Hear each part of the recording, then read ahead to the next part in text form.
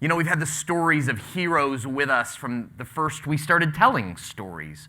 Stories about people who made an impact. But most of the time, these stories were about princes or kings or queens or noble people. But what is it in us that tells these stories? Why is it that people across time and history and cultures all tell the same story over and over again?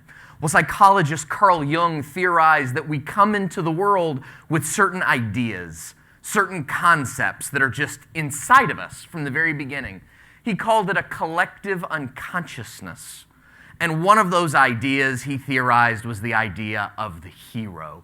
It affects the way we see ourselves, the way we see the world around us, the way we tell stories. It's unavoidable in all of us. Well, not too long ago, in the 1930s, in the suburbs of Cleveland, Ohio, two teenagers envisioned the hero in a brand new way. They envisioned someone who would grow up in a very simple, humble environment, not as a king or a queen or a prince or a noble, but an average person on a farm in Kansas. A person who on the surface seemed very average and ordinary, but when he opened his shirt, underneath there was so much more.